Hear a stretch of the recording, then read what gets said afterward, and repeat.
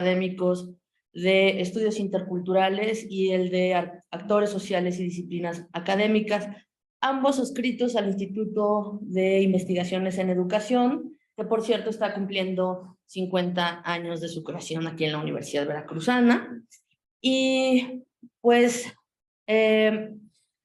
Enseñanza Superior en Tiempo de Pandemia es un libro editado por el Colegio de la Frontera Sur y Flaxo. Cuenta con 13 capítulos que abordan las problemáticas que enfrentan diferentes programas educativos, entidades y universidades del país para afrontar la crisis en la educación por la cual se transitó debido a la pandemia provocada por el virus SARS-CoV-2. Mi nombre es Lourdes Budar, soy académica de tiempo completo de la Universidad Veracruzana, soy miembro del Cuerpo Académico de Estudios Interculturales y esta tarde a través de la plataforma Zoom nos acompaña una investigadora y dos investigadores del Colegio de la Frontera Sur para llevar a cabo esta presentación de este libro tan interesante.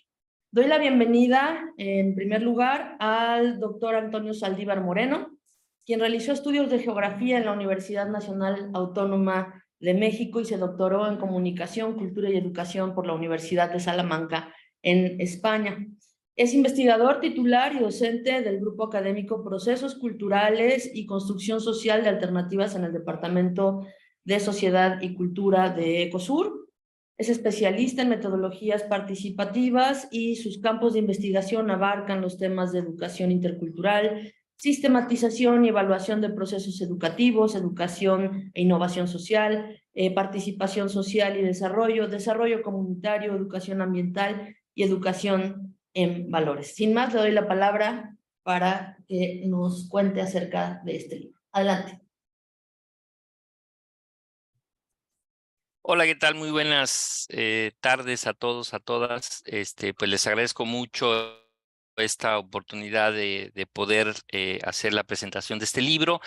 La verdad que, bueno, para mí fue una experiencia muy interesante en el sentido de que el libro se construyó de las maneras más o menos convencionales en términos a través de una convocatoria, pero yo quisiera resaltar en principio un aporte muy importante en términos de que este libro se pensó como libro proceso, no sé qué palabra poder utilizar, ¿no? En el sentido de que no solamente se hizo la convocatoria, sino que se abrieron unos seminarios que fueron dando como el marco del debate, de la discusión, en medio de la pandemia además, sobre lo que todos estábamos escribiendo desde los diferentes lugares de las personas que amablemente se decidieron a presentar algo, ¿no? Entonces, la verdad que esto me parece que es un aporte muy importante que tiene este libro, ¿no? Que tendríamos que seguirlo pensando, que nuestros productos académicos puedan tener esta versatilidad, ¿no? Que el enfoque no es solamente la idea de la producción académica, el conocimiento y lo coloco en un libro, en un artículo, en una revista, sino que es algo que se va construyendo desde la realidad misma, ¿no?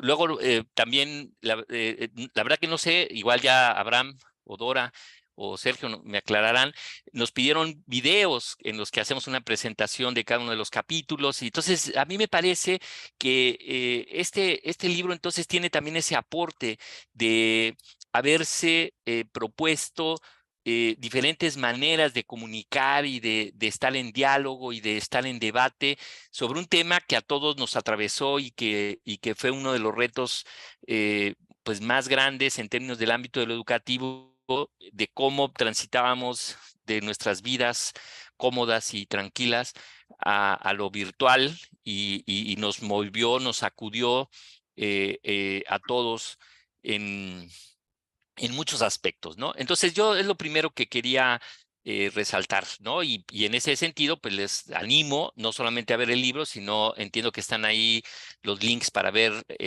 los seminarios, los videos en donde cada quien presentamos, porque me parece que tiene que ver con estas nuevas formas de comunicarnos y de debatir y de participar, y ojalá se les ocurra alguna otra forma también creativa de cómo seguimos este diálogo, proceso, libro, encuentro que me anima mucho, aunque tengo que reconocer que estuve, pues, de alguna manera no tan directamente como me hubiera gustado, porque fue también un momento en el que me fui a México, a la Ciudad de México, a la dirección de posgrado del CONACYT y se me dificultó tener una participación tan cercana como me hubiera gustado, ¿no? Bueno, algunos aspectos yo que quisiera destacar del libro, ¿no? Sin hacer un recuento así como tan puntual, que era lo que yo les quería compartir. Bueno, hay un debate que me parece que está en muchos de los artículos y que particularmente en el capítulo de Sergio y mío le metemos con mayor ganas, en el sentido de poder reflexionar o poder visibilizar que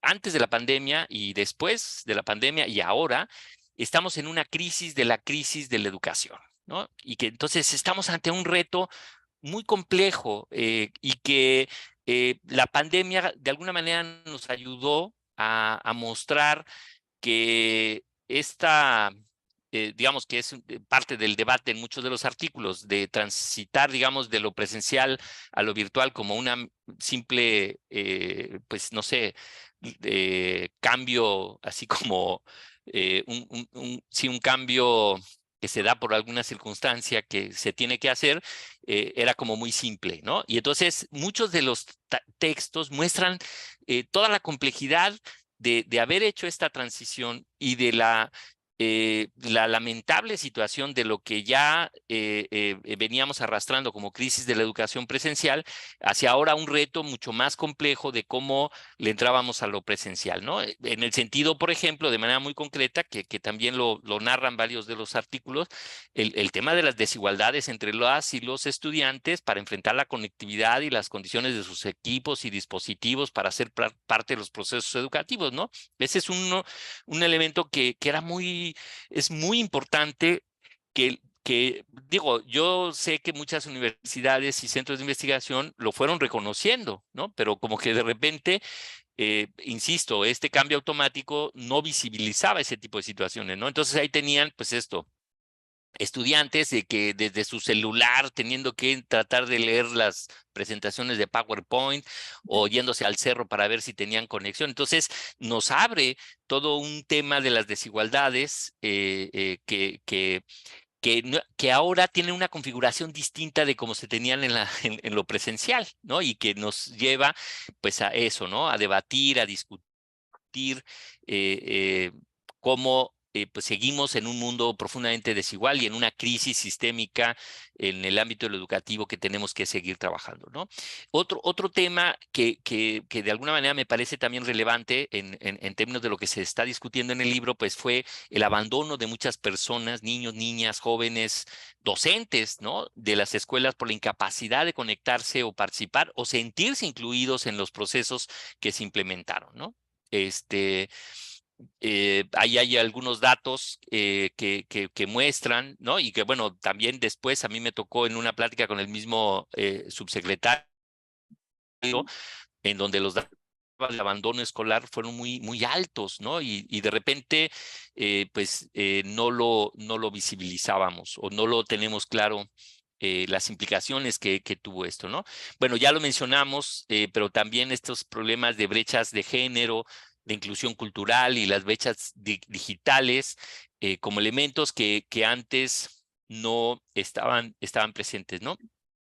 Hay un artículo muy interesante que habla sobre la idea del cuarto propio, ¿no? En donde hay, pues claro, ciertas personas que somos privilegiados que podríamos pues irnos a nuestro cuartito, cerrar la puerta y ahí conectarnos y, ¿no? Llevar nuestro café, estar en pijama, pero muchas personas pues tenían que estar entre que lavando la ropa, ¿no? En medio de donde todos estaban comiendo, viendo la telenovela, y al mismo tiempo tener que estar tomando estos cursos, ¿no? Entonces, esta situación de vulnerabilidad de ciertos sectores de la población, ¿no? De mujeres indígenas, estudiantes urbanos en situación precaria y sobre todo las poblaciones rurales que en general estaban en una condición desigual, ¿no? En ese sentido, también me parece que el libro da una pauta muy interesante para plantearnos nuevas perspectivas para entender el analfabetismo digital. O sea, creo que para todos está claro que el analfabetismo en su concepto más tradicional de las personas adultas que no saben leer ni escribir, pues ya está rebasado completamente y que estamos ante un nuevo reto que tiene que ver con estos temas del analfabetismo digital y cómo los abordamos en este mundo, insisto, desigual, discriminatorio, bueno, no sé si es esa palabra, pero sí me entienden, ¿no? Bueno, también me parece muy interesante que el texto habla de nuevos espacios sociales de construcción de identidades que también antes no estaban tan claramente analizados. O, bueno, entiendo que hay como más bien una perspectiva más reciente que está abordando estos elementos, ¿no? Entonces, bueno, estos aspectos que se debaten en los diferentes capítulos del libro me parece muy interesante, pero también hay y eso creo que también es muy interesante decirlo, una gran creatividad para responder a la situación, ¿no? Sui generis que generó la pandemia en el contexto educativo, ¿no? Y eso también hay que valorarlo, ¿no? Todos estos cambios que se tuvieron que instrumentar de manera rápida, en donde también hubo un esfuerzo de creatividad, de honestidad, ahora sí que de pensarle, ¿no? Y entonces ahí hay varios ejemplos que me parece que dan cuenta de estas apuestas, ¿no? Que tuvieron que ver con pues diseños instruccionales para el uso de estos entornos virtuales, no sé, los cursos, las clases, seminarios que se plantearon en línea, no sé, muchos cambios que se dieron en esta tipo de transición violenta o rápida que implicó un esfuerzo importante, ¿no? Eh, Creo que, fíjense, hay una cuestión que también es muy interesante del libro, ¿no? Bueno, no sé si mis compañeros también lo sientan, pero de repente había una sensación de que eh, la producción de un libro se llevó mucho tiempo, se lleva mucho tiempo en general, ¿no? Y la realidad, pues se cambia tan vertiginosamente que de repente nos rebasa la capacidad de querer colocar elementos del debate, pues en el momento en que pareciera que se requiere, ¿no? Entonces, de repente, pues ya, de repente hay la sensación en nuestras vidas cotidianas que casi que ni existió la pandemia, ¿no? Porque pues ya todos podemos ir ahora sí sin cubrebocas, regresamos a la presencialidad y entonces decir, bueno, pues ya estamos en otra historia. Pero yo creo que un aporte muy importante del libro, pues tiene que ver con que logró sistematizar de manera muy rápida una situación particular que vivió, digamos, el mundo en el campo de lo educativo, en un territorio en México, en América Latina, que nos da entonces una mirada en términos de memoria histórica de lo que pasó y como elemento que nos debe de ayudar a pensar entonces este futuro inmediato en el que estamos, porque evidentemente no podemos estar tan confiados en que esto ya se acabó. Porque seguramente pues no solamente van a venir nuevas pandemias, sino también estamos ante una crisis ambiental también que cada vez nos alcanza. Estamos ante el reto de la tecnologización de la educación y entonces esta memoria histórica nos ayuda a poder decir, bueno, a ver, frente a lo que pasó, ¿cuáles fueron los elementos que se tendrían entonces que empezar a considerar no solamente frente a una nueva crisis, sino frente a una condición en la que estamos ya puestos en el tema de la tecnologización, ¿no? Entonces, bueno, yo nada más quisiera ya para cerrar y darle la oportunidad a mis compañeros, algunos retos, ¿no? Que de alguna manera nos los da esta lectura del libro y que tiene que ver con el cuidado que debemos de tener de la gandalla de las grandes corporaciones, ¿no? De Microsoft, Google, no sé, Facebook, de los espacios formativos y de transformación social y el riesgo del reduccionismo del educativo a la certificación, ¿no? Entonces, ahí hay un reto bueno, eso me acuerdo que inclusive también lo había planteado Gunther como parte del seminario, de que tenemos que recuperar la capacidad de las instituciones educativas de seguir siendo actores fundamentales en la transformación social. O sea, no podemos dejar de perder ese papel y dejarle, ¿no? Pues a estas plataformas o a estos negocios más bien, pues todo el tema de la educación, ¿no? Porque ahorita hay una tentación muy grande, pues de muchos, de decir, bueno, ¿para qué me chuto 4 años de un doctorado o 2 de una maestría? pues si en estas formaciones Fast Track, además me habilitan de manera muy concreta en algo, y entonces ¿no? Y además ahorita tenemos un tema que también es importante estamos compitiendo con plataforma, con universidades, ¿no?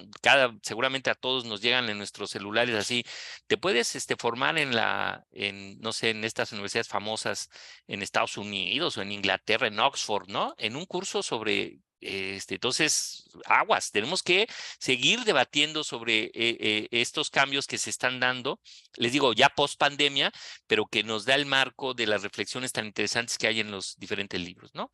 Por supuesto, el tema de cómo se siguen manteniendo o ampliando las desigualdades sociales en estos procesos de uso de las tecnologías, ¿no? Que esa es parte de los debates que están ahí, ¿no?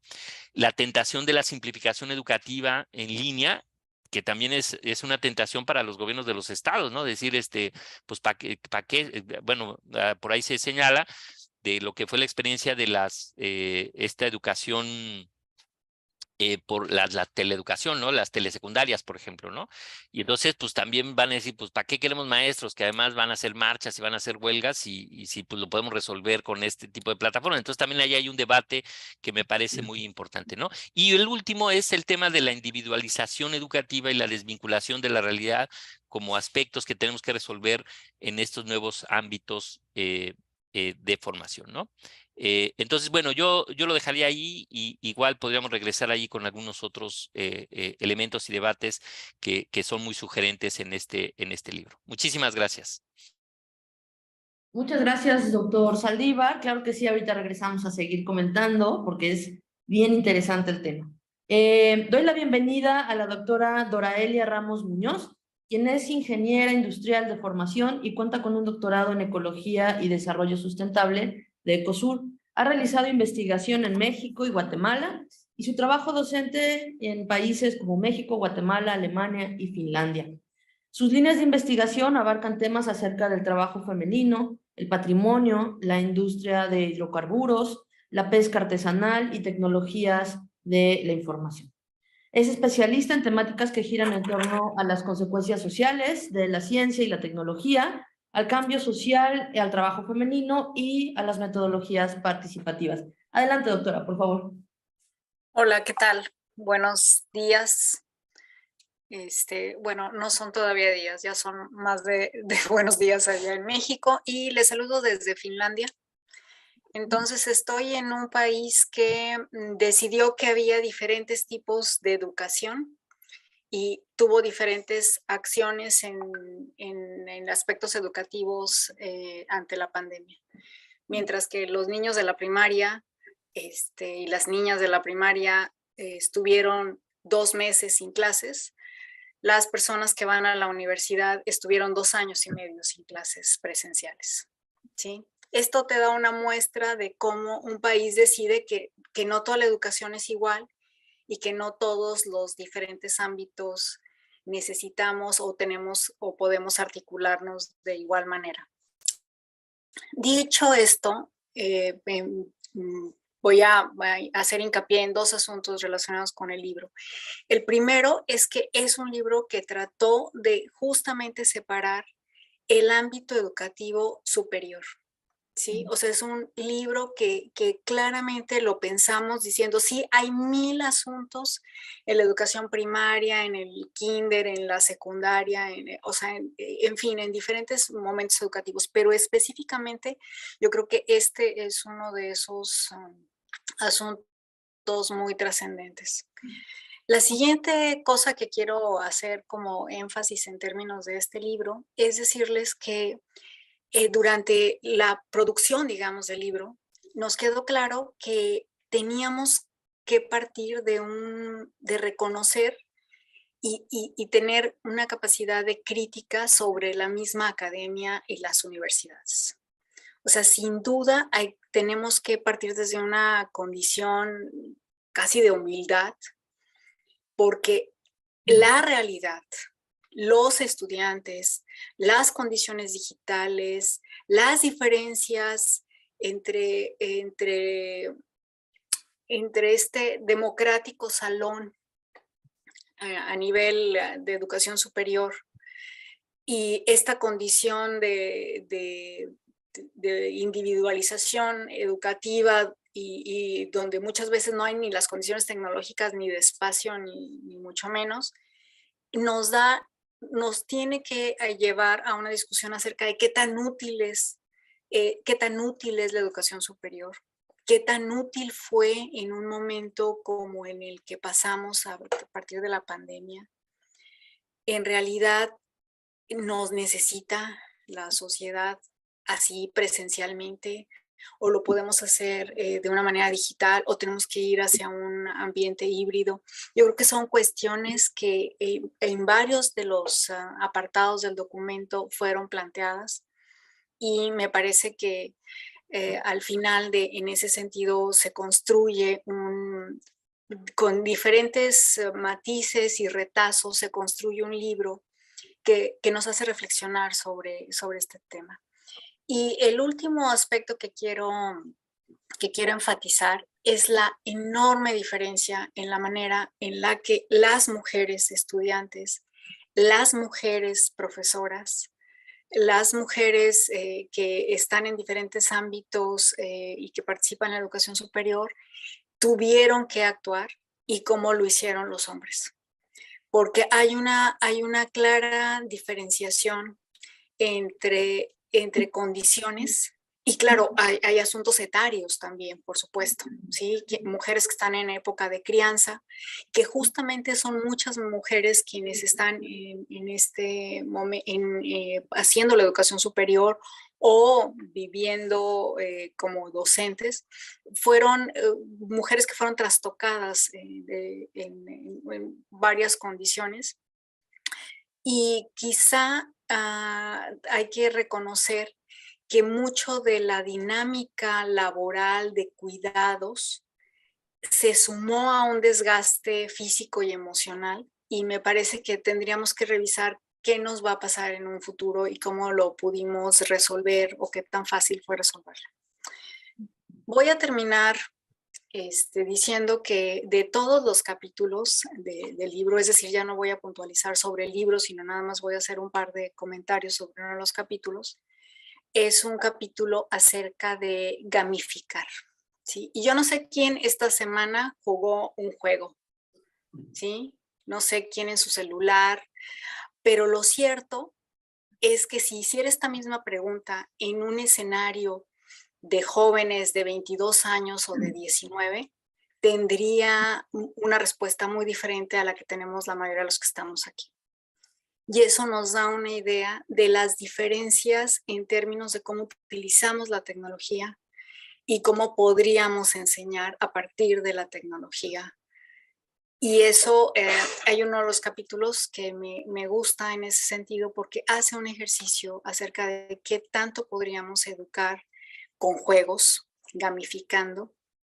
Y cuando yo me lo cuestiono a mí misma, ¿cuándo fue la última vez que jugué y qué tipo de juego jugué en un celular? Pues me doy cuenta que evidentemente hay una brecha en términos etarios muy amplia. Y hay una brecha que además, como decía Antonio, se le sobrepone esta condición de analfabetismo o semi-analfabetismo digital que tenemos más o menos las personas, pero que de alguna manera la edad juega un rol muy importante, y el sexo.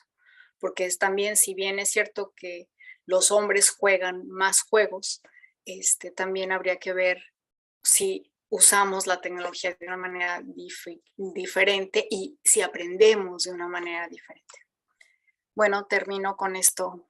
Gracias. Muchas gracias, doctora Ramos. Muy interesante esta última pregunta que nos lanza a modo de reflexión. Ya la estaremos aquí platicando en redes sociales y con las personas que están aquí en esta aula. Doy la bienvenida al doctor Ramón Abraham Mena Barrera, quien es doctor en Ciencias Sociales y Humanísticas por el Centro de Estudios Superiores de México y Centroamérica de la Universidad de Ciencias y Artes de Chiapas, en conjunto con la Universidad de Alicante.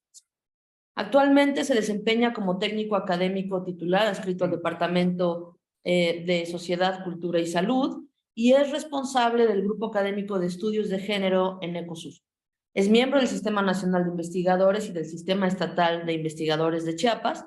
Sus investigaciones están relacionadas a la resistencia, innovación y creación de nuevas dinámicas educativas y sociales en espacios de Internet, las violencias digitales de género que experimenta la sociedad mexicana, desarrollo y economía de compartir, violencia digital contra las mujeres, derechos humanos en ambientes digitales y acerca de la reflexión y comprensión de los fenómenos sociotécnicos. Adelante, doctor, por favor.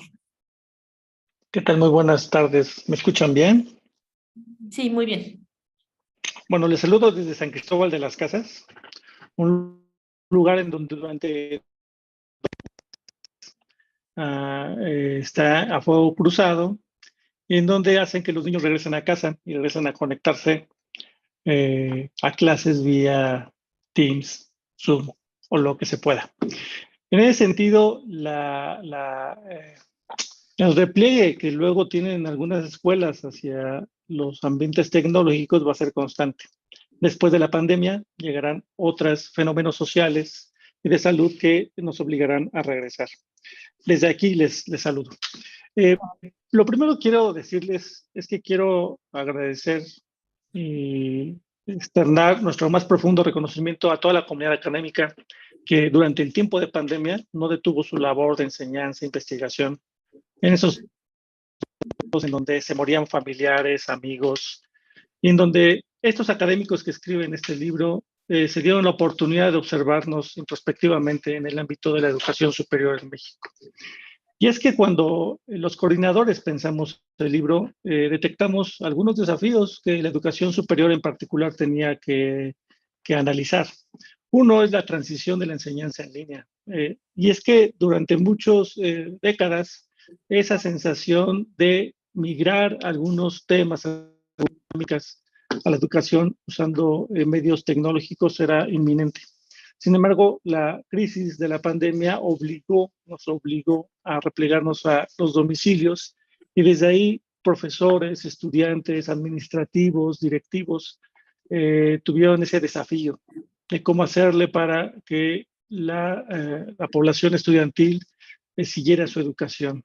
El segundo reto fue el acceso a la tecnología, cómo adaptar el aprendizaje o los métodos de aprendizaje a espacios digitales, computadoras.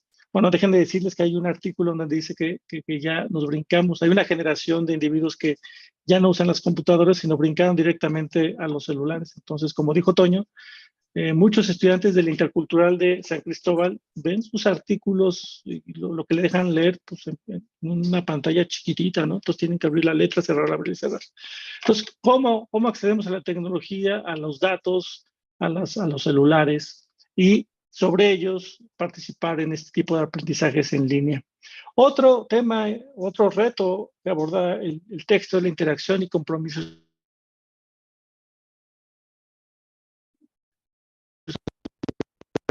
universidades. Y es que hay un gran reto que ya nombraron Dora y Toño, es cómo convencemos a una generación de personas que hoy dirigen a las instituciones en que tenemos que observar los retos que las tecnologías nos ofrecen, ¿no? Hoy, a 6 meses del inicio de la publicación de la inteligencia artificial, hoy los estudiantes desde sus celulares utilizan la inteligencia artificial. En ese sentido, hay un gran reto. ¿Qué aprendemos? ¿Cómo lo aprendemos? ¿Qué herramientas tecnológicas usamos para ese tipo de aprendizaje? Entonces, la interacción y el compromiso estudiantil es un reto. O sea, éticamente, ¿cómo vamos a utilizar estas nuevas herramientas? Otro reto es el de la salud mental y bienestar.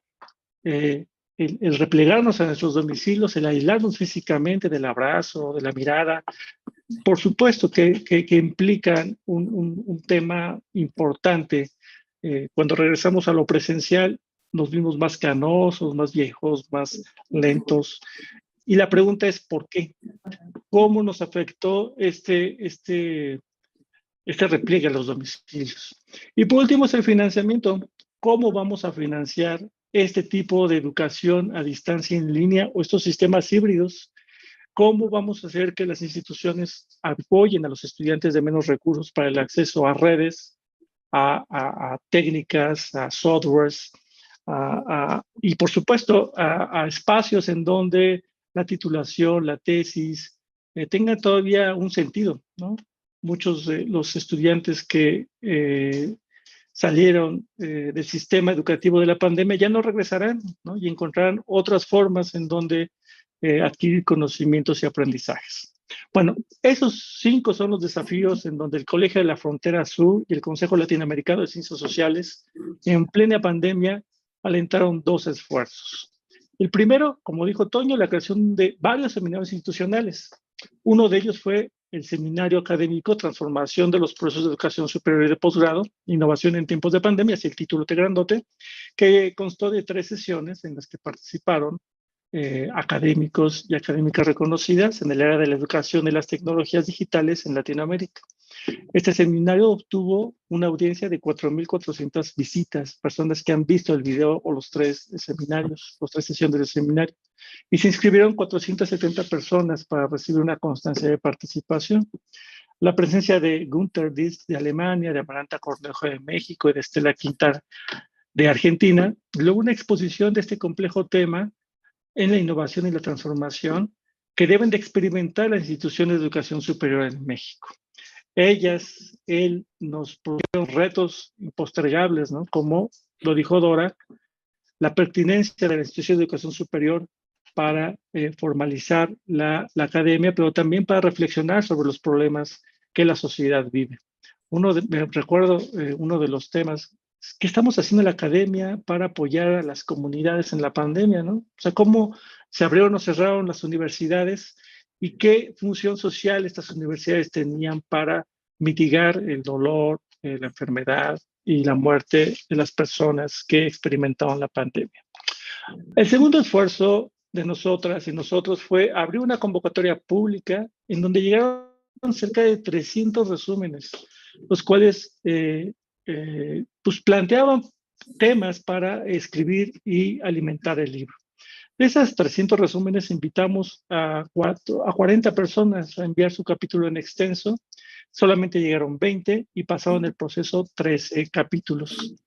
Y aquí hago un alto para agradecer a los comités editoriales de COSUR, particularmente a Laura López y a Carla Quiroga, a quienes nos ayudaron al trabajo de corrección y edición, que son Beatriz Álvarez y Sofía Carballo, por supuesto a las autoridades de COSUR, en particular a la directora anterior, Carmen Pozo, a los coordinadores de este esfuerzo, que es Sergio Iván Navarro, que está ahí en la sala con ustedes, Dora Ramos y Antonio Saldívar, que fueron en su momento coordinadores del posgrado de COSUR. También a los 23 coordinadores que leyeron los capítulos y dieron un dictamen, al área editorial de Claxo, a Karina Batiani, directora ejecutiva, y a María Fernanda Pampín, directora de publicaciones, quienes ponen en la página de Claxo este libro junto con Ecosur en su portal de Ecosur, y es de acceso libre y gratuito. Ustedes pueden bajar en el portal de Claxo y Ecosur el libro usando solamente los derechos de libre acceso que este tiene. Y por supuesto, un agradecimiento a los 24 académicas, 9 hombres, 17 mujeres, que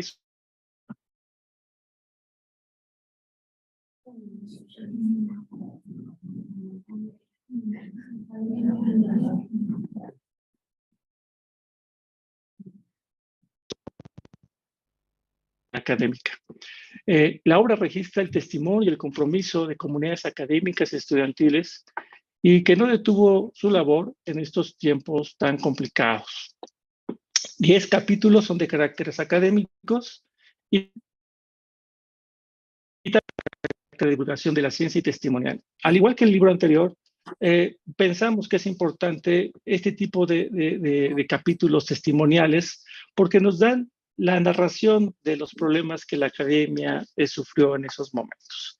No nos marginamos por no cumplir estas características de lo que es un capítulo académico, sino los abrazamos y también son parte del libro. Y todos estos capítulos cuentan desde diferentes paradigmas de la ciencia, los efectos provocados por el COVID-19 y el modelo actual que tenemos en la educación superior.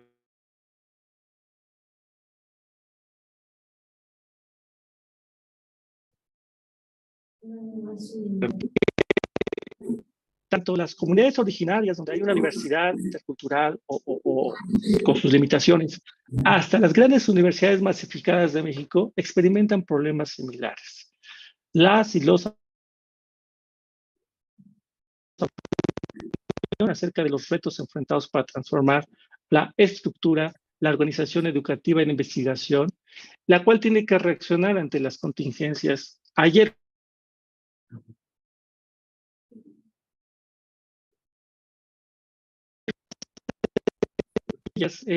pues a partir de la improvisación o el fortalecimiento de la innovación de procesos de educación y comunicación basados en el uso de tecnologías. Por supuesto, todas ellas para continuar con las clases, con los cursos, con los seminarios. Esta tensión que experimentamos en las universidades hizo que la comunidad se enfrentara ante el reto de transformar la estructura y organización.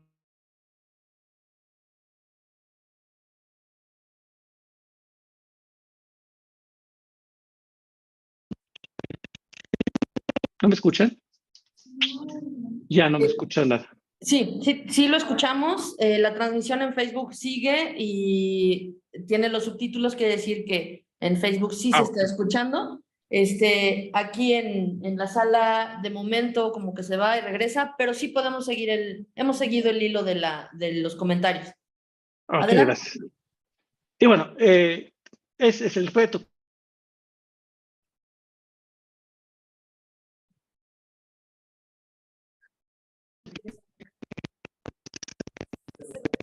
Bueno. Hoy vivimos un conflicto social armado y bueno, esto es una contingencia. Bueno, otra cosa que hay que reconocer es que todas y todos fuimos protagonistas de este proceso de innovación, que da los diplomas, desde todos, alumnas, alumnos, somos parte de ese proceso de innovación y transformación en la educación.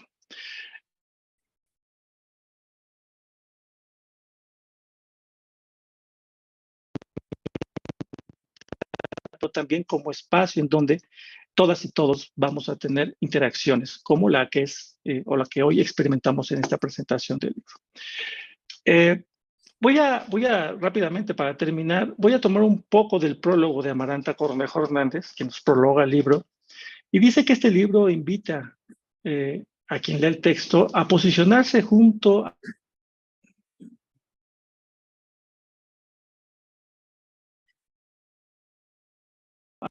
tecnologías para el ejercicio de la academia. Este ejercicio, el que ustedes van a leer en sus 13 capítulos, permite entender las limitaciones que México sufre en el uso de las herramientas digitales y sus riesgos como reproductoras de marginaciones sociales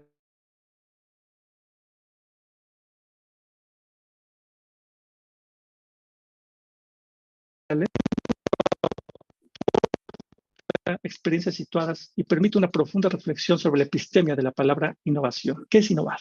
¿Qué va a ser innovar en los próximos años pospandémicos? Sigue Amaranta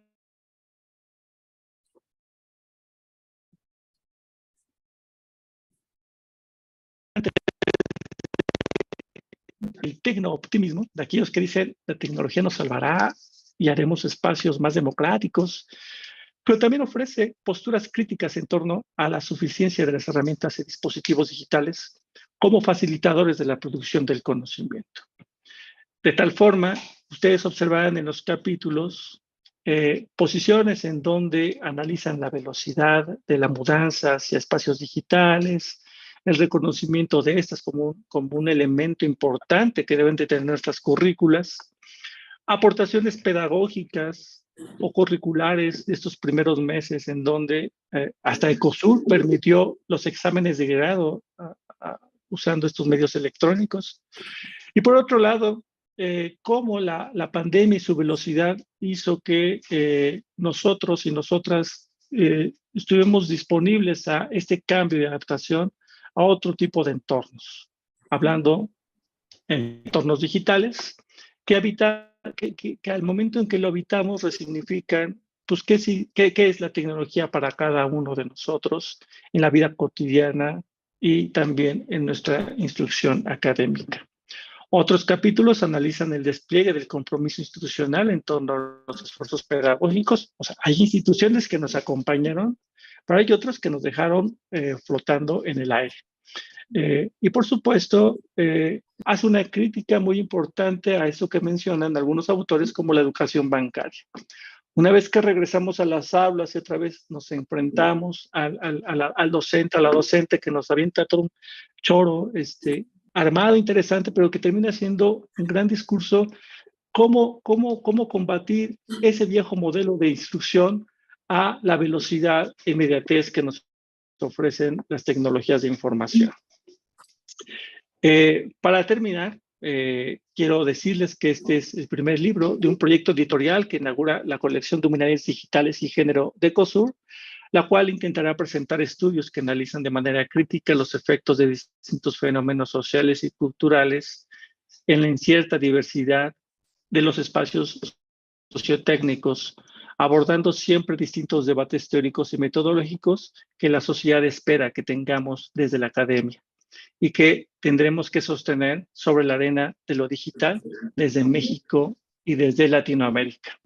Hasta aquí lo dejaría y paso los micrófonos. Muchas gracias al doctor Mena. Les pido por favor un aplauso para los tres.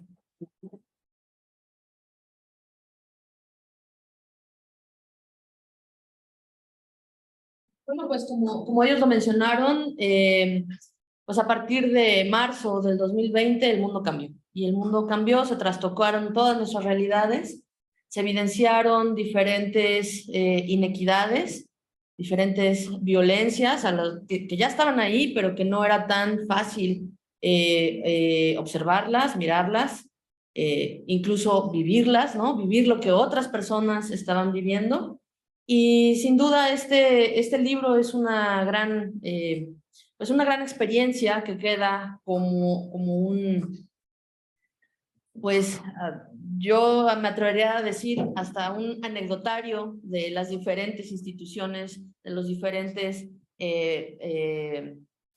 pues personas que estuvieron trabajando en él. Es un libro de verdad muy enriquecedor que nos permite ver cuáles fueron las experiencias desde las diferentes instituciones en que participan.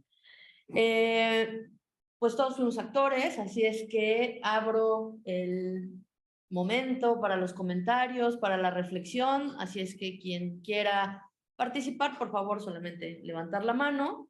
Y a nuestros invitados comentaristas, pues les voy a pedir que lo mismo, quien quiera comentar, quien quiera responder las preguntas que se están lanzando, pues adelante. ¿Aquí en sala? ¿Alguien? ¿Algún comentario? Sí, adelante, por favor. Si se quiere acercar, sería mejor. Si nos dice su nombre, para que la conozcan también, allá en Chiapas. Buenas tardes. Soy Silvia Jiménez, de la Universidad Veracruzana. Bueno, una inquietud que tengo con respecto a todo lo que han venido mencionando es en torno a esta diversidad de condiciones que tienen los estudiantes. Sabemos que, aunque en el aula, como se mencionó, es una aula democrática, provienen estudiantes de muy diversos sectores, ¿no? Y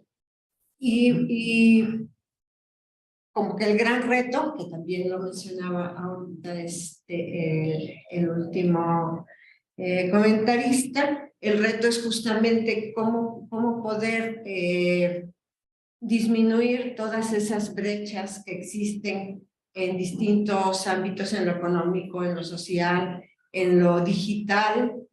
Y bueno, se hablaba, la doctora Dora hablaba del caso de Finlandia, como efectivamente, pues es que en ningún lugar la educación se puede, ni por niveles, abordar de manera generalizada, sino podemos hablar de la universidad en general, porque no existe esa universidad en abstracto. Existen facultades de distintas áreas, en distintos contextos, alumnos también de distintas áreas y en distintos contextos que tienen muchísimas diferencias. Entonces, no sé si pudieran profundizar un poco más, bueno, todos los que aquí han hablado. En Finlandia se hablaba de que solamente, ¿no?, de que el tiempo que se dedicó fuera de las aulas fue distinto, pero no sé si tuvieran algunos otros comentarios justamente de cómo ir abordando estas particularidades, porque no las podemos abordar definitivamente de manera general, pero a lo mejor en ciertas condiciones, con ciertos alumnos, pues se pueden abordar de una manera. Bueno, hay por ahí soluciones, ¿no? Se han dado, se ha intentado dar, por ejemplo, tabletas a los estudiantes para que no estén ahí con el celular, porque sí, la verdad, yo veo cómo mis estudiantes están ahí batallando con el celular para leer, pero sin embargo luego a la hora que se aplica, pues no reúnen las condiciones porque no son de un medio rural, pero tenemos estudiantes aquí en el medio urbano que tienen condiciones muy difíciles, muy precarias para poder desarrollar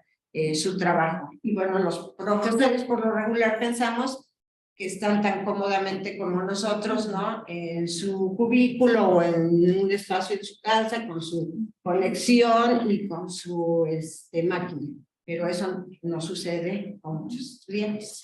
Ok, gracias. Muchas gracias. Pues paso la palabra a Chiapas, si alguien quiere comentar, adelante. Yo quería hacer como dos menciones muy pequeñas.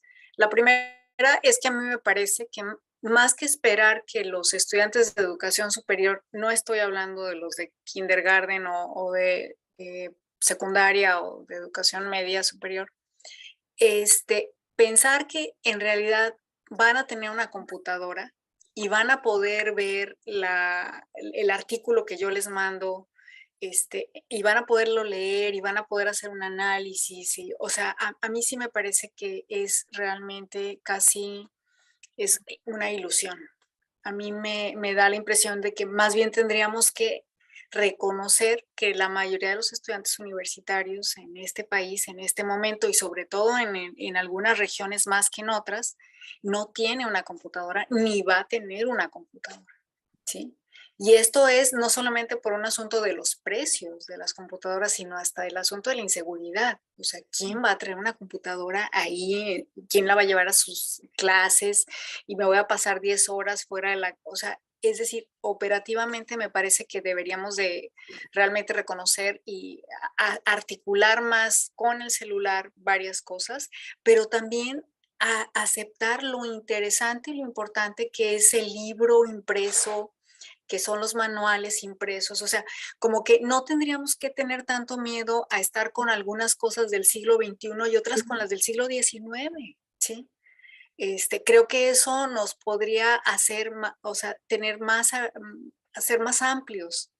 Por eso también me parece muy interesante toda esta parte de los juegos y demás, porque también es una manera de acercarnos de forma diferente al ámbito educativo. Hace poco me decía un colega, es que los jóvenes investigadores todo el tiempo están metidos en las redes, y yo decía, híjole, pues no sé si ese es el problema o más bien es que tú no estás metido en las redes. Pero bueno, digamos, esa es una parte, y sí creo, y en el caso de COSUR lo hicimos, y hay algunas experiencias que también se expresan en el libro, donde se dio un apoyo para mejora tecnológica, y no tanto para la tableta o para esto o para el otro, sino más bien pensando que los estudiantes, las estudiantes son lo suficientemente inteligentes como para decidir qué tecnología les viene y considerar las condiciones en las que están. Muy bien, adelante, doctor Mena. En este capítulo donde Dora y yo escribimos algunas experiencias sobre cómo reaccionó la UNAM, cómo reaccionó el ITESM, cómo reaccionó la Universidad de Veracruz, la de Guadalajara, vemos que reaccionamos de forma distinta a partir del potencial económico que tenemos. Unas dieron tablas, otros dieron apoyos directos, otros no dieron nada, otros fortalecieron lo que ya tenían en estructura digital para las clases, ¿no? Y son muy buenos, ¿no? Tienen una plataforma digital bastante robusta, ¿no? Pero hay capítulos como el que menciona Ana María Fernández Pons, de esta experiencia digital que tuvieron alumnos, ¿no? Los que reciben la clase, pero también la atención que tuvieron los que ofrecen la clase. O sea, el que seamos profesores no implica que tengamos las habilidades para poder dar clases ya virtuales, ¿no? No tenemos ni la herramienta, ni la pedagogía, ni nada cercano para poder tener una buena clase en estos espacios digitales. Creo que el reto es mayúsculo. La brecha es enorme. Coincido con Dora. Hay generaciones que se brincarán la computadora. Habrá generaciones de estudiantes que tendrán como el celular la herramienta de conexión a los espacios digitales, ¿no? Pero no solamente alumnos, también profesores. O sea, hay profesores que sus sueldos no les permite acceder a tecnologías, ¿no? Y nada más una cuestión interesante es que en estos 2 años de pandemia la tecnología dio un brinco enorme. Las computadoras dejan de ser estos aparatos en donde guardamos los documentos y ordenamos nuestra vida y nos migramos a la nube. Todos los sistemas de computación, Microsoft, Google, todos están haciendo que dejemos nuestros productos, nuestras investigaciones, correos en la nube para nosotros, pero es más caro para el sistema mundo. O sea, enfriar las computadoras, enfriar los sistemas de inteligencia artificial implica muchos litros de agua, implica mucha energía eléctrica, implica mucho dinero. Entonces yo creo que el reto ético va a ser ese, ¿no?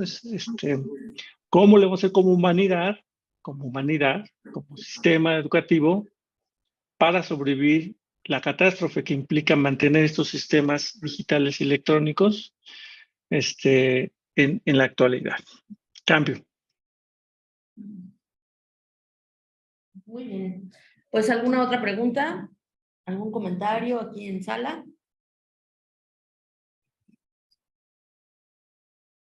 ¿No? ¿Nadie? ¿Nadie se anima? Pues algo que quieran comentar allá en Chiapas, en Finlandia, antes de que se animen. Adelante, doctor Saldívar. Bueno, en lo que igual se animan las compañeras, compañeros. Bueno, yo nada más con la pregunta que ya nos hicieron, o sea, a mí me parece que es fundamental el visibilizar las desigualdades, ¿no? O sea, no dar por hecho que pues que todos tenemos la manera de cómo nos podemos conectar o tenemos resuelto ni desde las y los estudiantes ni desde los y las docentes cómo hacemos estos tránsitos que pueden ser como muy simplistas, ¿no? De que, bueno, pues no pasa nada porque cada quien va a encontrar la manera, ¿no? Y no, sí pasan cosas, ¿no? Y pueden ser motivos, pues, de abandono, de discriminación, eh, pues hasta de pegarle en la autoestima de alguien, de decir, híjoles, pues no, yo no puedo, ¿no? Y no quiero, ¿no? Entonces me parece que ese es un punto muy importante, ¿no?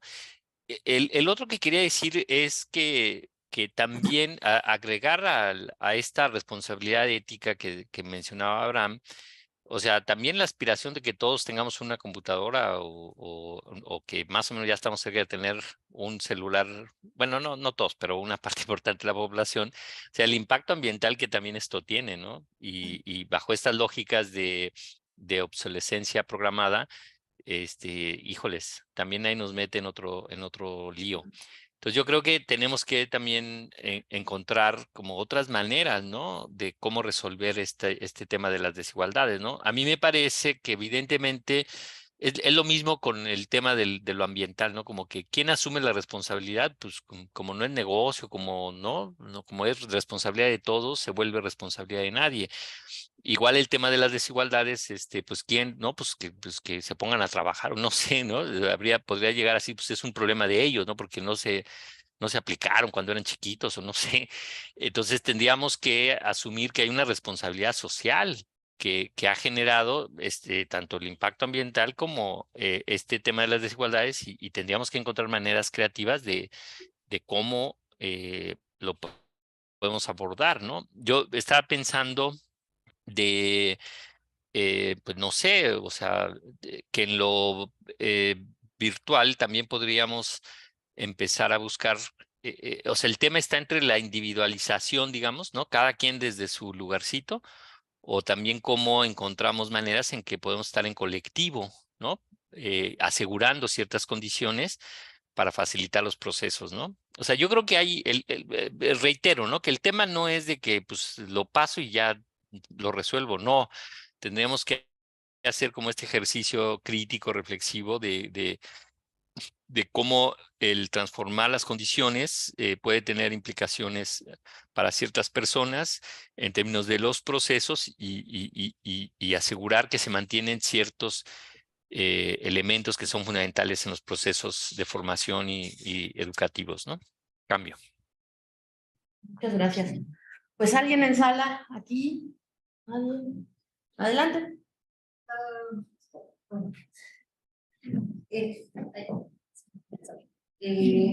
Yo tengo como esta interrogante porque a mí precisamente en pandemia me tocó abordar el tema de pues la educación con las comunidades sordas, sobre todo en esta amplitud que tiene que ver mucho con el tema de el acceso a los subtítulos, porque hay muchas personas sordas que están oralizadas y que tienen un acceso al español, pero también había estas circunstancias que no poseen muchas personas sordas el acceso a los teléfonos y mucho menos a las computadoras. Entonces, este proceso de la educación remota a distancia, sobre todo en los procesos de la enseñanza del español, dificultó mucho el acceso a estas comunidades, además de pues, los mismos procesos educativos formales que se centraban pues, precisamente en los espacios académicos, y muchos espacios pues trataban de ejercer la educación a distancia pues desde sus mismos teléfonos o las mismas aplicaciones como WhatsApp, que posee videollamadas para establecer clases o las sesiones de la enseñanza de la lengua de señas mexicana. A ustedes les hago esta cuestión. ¿Ustedes qué opinan respecto a la apertura de las lenguas dentro de los espacios educativos y también la enseñanza? Porque bien no se tiene un acceso desde las comunidades, y también estamos hablando que estas mismas plataformas no están adecuadas pues, al idioma de las personas con las que están abordando la educación. Y sobre todo porque estamos hablando del español y hay muchas comunidades que no tienen el conocimiento del español, o bien deben de poseer algún intérprete o alguna persona externa para también tener el acceso, inclusive hasta el mismo acceso de descargar la plataforma a los celulares, o inclusive algo tan sencillo como WhatsApp, que este proceso pues se aplica en celulares, pero muchas personas también no tienen el acceso a un celular, ¿no? Que es como lo más mínimo. Y bueno, estos apoyos apenas se han dado por programas nacionales, ¿no? Como Bienestar hacia las comunidades con discapacidad, pero sí muy poco se ha visto el tema de las discapacidades también relacionadas a las nuevas tecnologías en la situación de pandemia.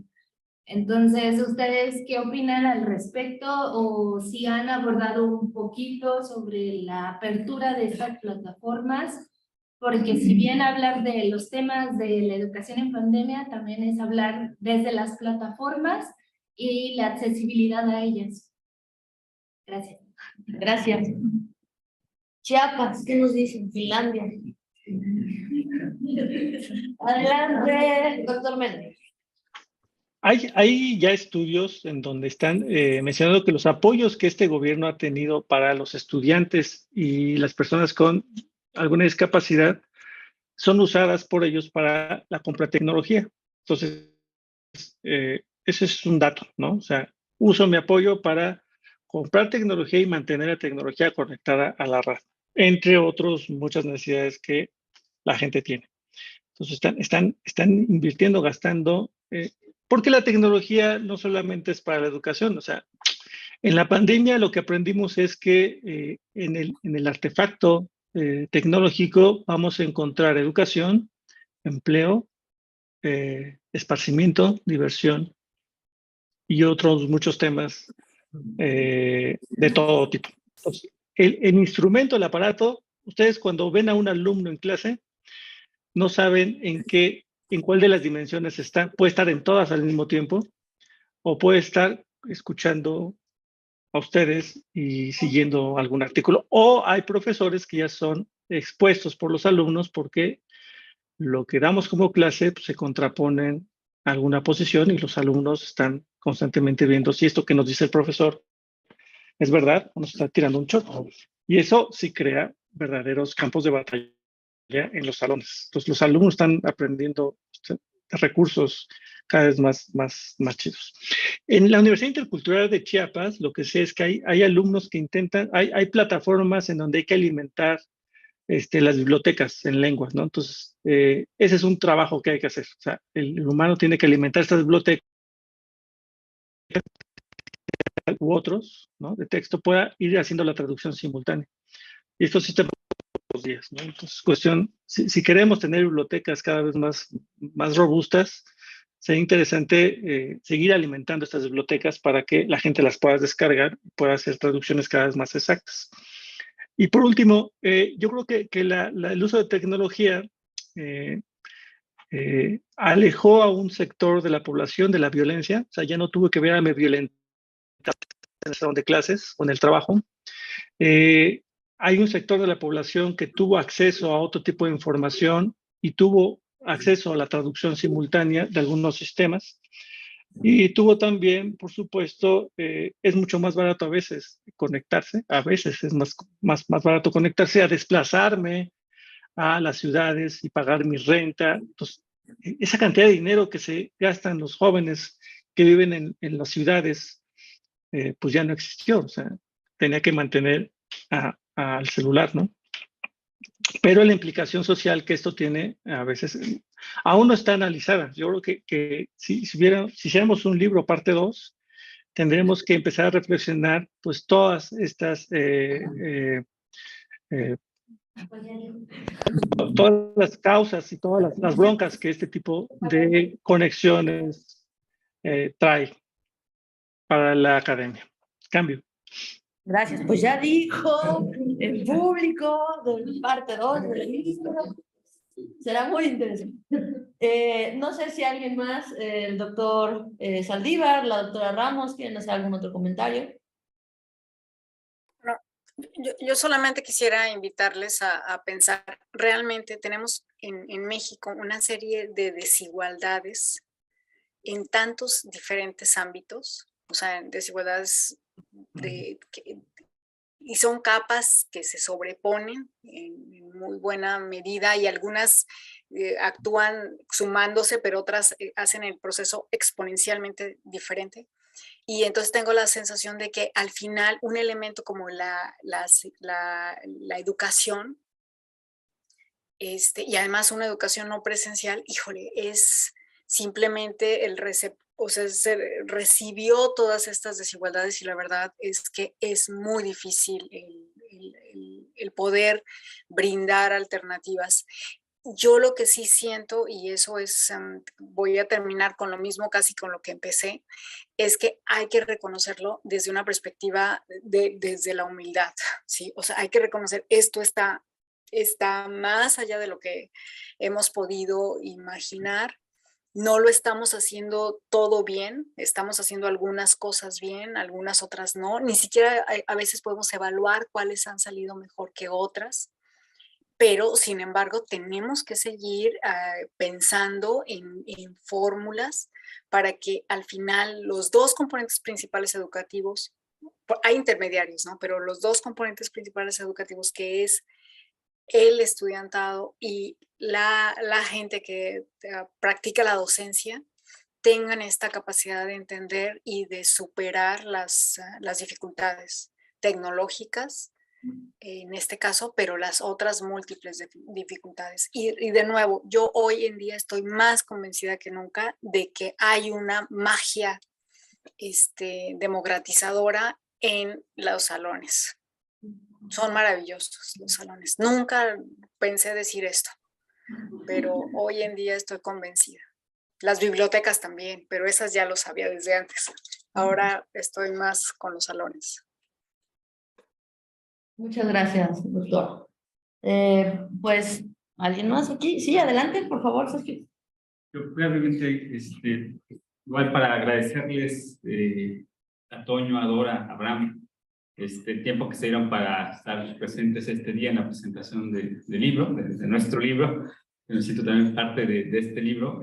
La verdad que ha sido para mí también un proceso bastante significativo participar con ustedes en el proceso de la construcción, por todo lo que han dicho, ¿no? No voy a repetir lo que ya se dijo, pero sí fue un proceso también bastante interesante para mí para poder involucrarme y para, de alguna manera, como fue construido en el tiempo de pandemia, fue también un espacio para reflexionar mi propia práctica como docente, ¿no? Y creo que en cierto sentido el capítulo que escribimos con Toño refleja eso, refleja un poco nuestras inquietudes, nuestras aspiraciones, nuestras molestias en cierto sentido, ¿no? De ver cómo lo que Dora ha dicho y que lo hemos dicho también en otros espacios, cómo el aula se quebrantó como un espacio democratizador, ¿no? Y cómo se acrecentaron estas desigualdades. En cierto sentido, el libro representa una radiografía de lo que sucedió con la pandemia, y como ya va a haber un tomo 2, me parece que también ese tomo 2 podría ayudarnos a repensar cómo ahora en que estamos en post-pandemia, cómo realmente hemos cambiado nuestras prácticas o no las hemos cambiado, cómo las instituciones han cambiado o no han cambiado, cómo los estudiantes han cambiado o no han cambiado, etcétera, etcétera. Me parece que hay sin duda, creo que es un tema sobre el cual se puede seguir reflexionando y profundizando. Y nuevamente, pues muchísimas gracias también a las autoras que están aquí también presentes en un capítulo del libro, y por supuesto a quienes nos están escuchando y siguiendo en nuestras redes sociales y a quienes están presentes aquí. Muchas gracias. Muchas gracias por tu comentario. Pues bueno, para cerrar, 2 minutos, ¿algún comentario que se haya quedado en el tintero por parte de nuestra y nuestros presentadores? Adelante, doctora Ramos, para cerrar. Bueno, les invito a leer el libro, les invito a revisar algunos de los capítulos. Tengo esta sensación que además pueden encontrar en él algunos elementos para diferentes circunstancias. La educación no presencial llegó para quedarse. O sea, no se va, no hay futuro educativo sin pensar, no hay futuro educativo nada más face to face. Seguramente va a estar mediado por algo más tecnológico. Muchas gracias. Doctor Vena, adelante.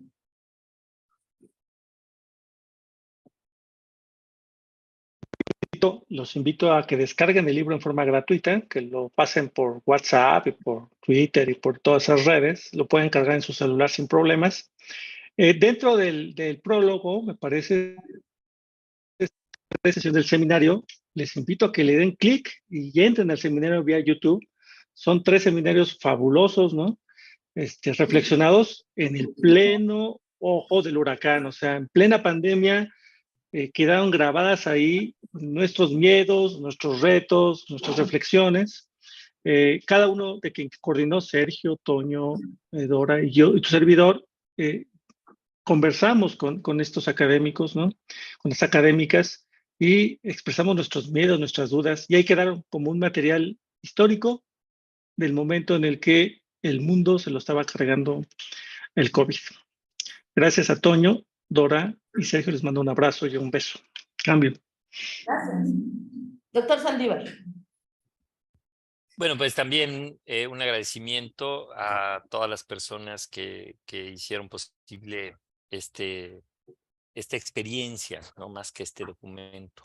Y creo que, bueno, pues está claro que seguimos ante retos muy complejos y que nos debe de implicar a todas, a todos, de qué manera podemos pues construir espacios de aprendizaje virtuales y presenciales más dignos para todos y para todas, cómo podemos construir experiencias que puedan tener una mayor trascendencia en un mundo en crisis, en un mundo muy complejo, pero que pues no nos queda otra que seguir apostando, ¿no? Entonces, ojalá el libro pues contribuya a este esfuerzo de pensarnos, pensar la educación y los cambios que debemos construir entre todos y todas. Muchas gracias.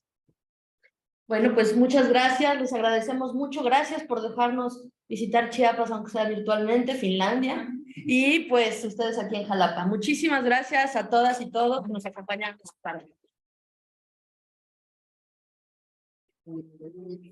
Queremos dar las gracias a Muchas gracias, Romero.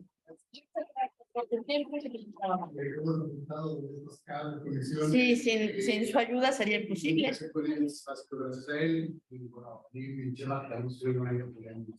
Muy bien, pues muchísimas gracias a todos. Gracias, Romero.